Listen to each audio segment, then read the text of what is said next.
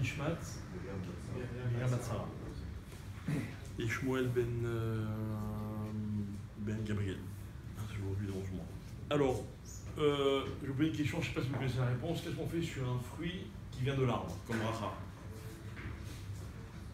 On fait bourrer Pégaret. Hein?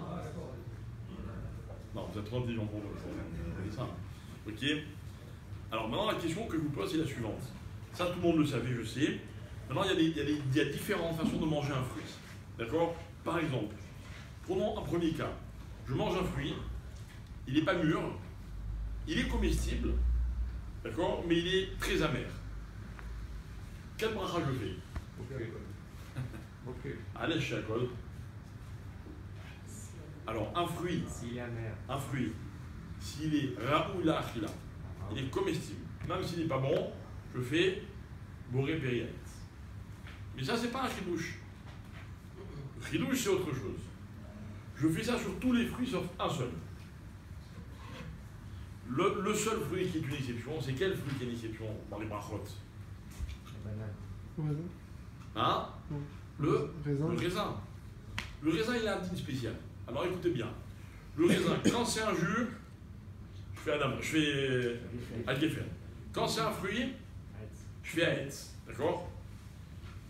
Mais quand c'est un fruit qui n'est pas encore arrivé à sa maturité, alors il y a plusieurs étapes. La vérité, je ne connais pas trop les étapes. Il parle d'une étape où il y a encore, il dit il y a plus de noir que de blanc. Je ne sais pas très bien ce que ça veut dire. Apparemment, le fruit, on le voit, mais il n'est pas encore. Il dit, il y a des cas dans le raisin, quand il n'est pas arrivé à maturité, où on fait Adama. D'accord? Il y a des cas où on fait Shiakol. Il y a des cas où on ne fait pas la bracha du tout. D'accord? Non, donc ce que je veux dire, c'est quoi? C'est que méfiez-vous, quand on mange du raisin, en général dans le commerce, on ne trouve pas ce raisin. On ne va pas vous le vendre dans le commerce. Mais quelqu'un qui se balade dans une vigne et qui picore en droite et à gauche, il faut faire attention. Un raisin, s'il n'est pas mûr, il faut faire attention. Et d'ailleurs, pour le raisin, si on a mangé du raisin qui n'était pas mûr et qu'on a fait la bracha d'avant, peu importe, il ne vaut même pas manger le chiour parce qu'après c'est un safek si on doit faire bracha harona ou pas. D'accord? Mais sur le raisin, c'est une exception. On ne fait la bracha que quand il est mûr et que vraiment il a le goût du raisin que l'on connaît. D'accord? Après, on a dans les fruits, on a un autre cas. Ok? Si je mange un fruit qui est resté un fruit dans la forme, mais par exemple il a été cuit au four. Donc je mange une pomme qui a été cuite en espèce de compote comme ça là. Ou alors les pommes rouges. Ouais, pommes d'amour là, voilà. D'accord? Pommes d'amour, c'est un problème parce qu'il y a beaucoup de sucre. D'accord? Mais je ne parle pas du cas où il y a du sucre, je parle du cas où le fruit est entier mais il a été cuit, ou bien il a été frit, comme par exemple une banane. Hein? Flambé. Non, pas flambé, c'est pas. Ça reste une banane normale. Mais non, en plus la banane flambée, aucun rapport. C'est un dessert, c'est une glace, machin. Non? Ouais. Non, mais c'est pas que de la banane, quoi. Mais la pomme, plutôt, c'est la glace. Non, banane flambée, c'est que de la banane, on voit. Bon, bref. Donc, c'est les sourcils du abeilles, vraiment, on ne fait pas grand-chose. Mais qui sont. Non, c'est le dessert d'études. Bref. Si le fruit il a encore la forme du fruit, même s'il a été cuit ou frit ou ce que vous voulez, on fait la bracha du fruit. Donc si c'est une banane, c'est Adama, si c'est une pomme, c'est Aetz, etc., etc. Maintenant, ce qui peut se passer, c'est quand je mange la peau du fruit. Quelle bracha on fait sur la peau d'un fruit? Normalement, on fait Aetz, c'est partie du fruit. Et quelqu'un, il aime manger les peaux de... J'ai connu quelqu'un, moi je me rappelle, il mangeait les écorces d'orange. C'est son kiff. Ça va avec les gâteaux orientaux. Ah, attention, ça c'est autre chose. Donc là, je mange la clipa du fruit telle qu'elle est, ça fait partie du fruit. Mais si par exemple je mange les peaux d'orange en espèce de en chocolat ou en confiture ou quoi, ou alors ce qu'on fait, la confiture de hétrog, qu'on fait souvent avec l'écorce du hétrog. Ou d'orange. Hein? Ou d'orange. Ou d'orange, que j'ai dit. Ok? Alors là, attention, là, c'est plus un fruit.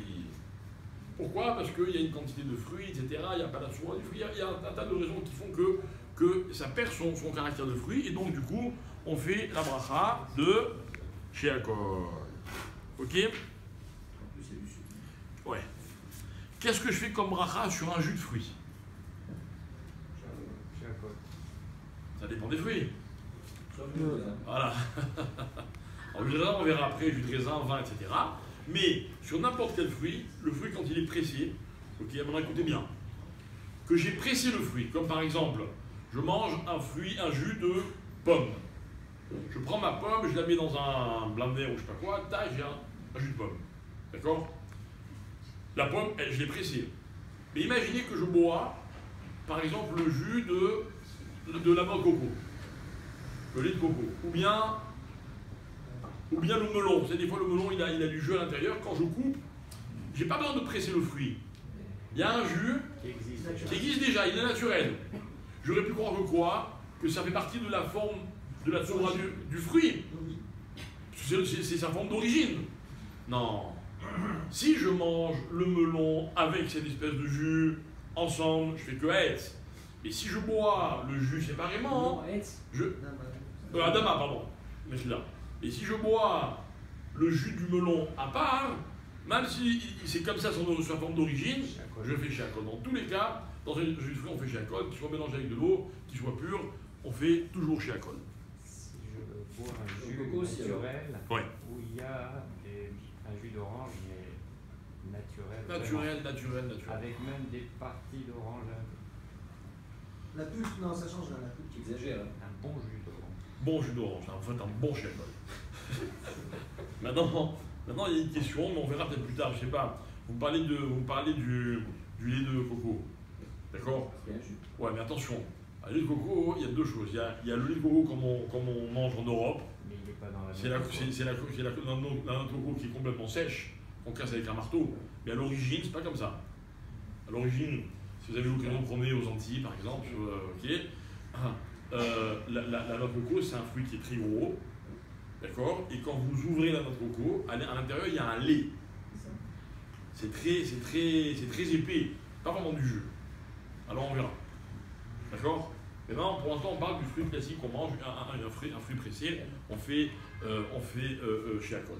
Voilà, Mincha, si Dieu veut, à 17h05. Et Mincha et Arvin seront suivis de l'Askara de Madame Bokobza, donc c'est ce soir les 11 mois.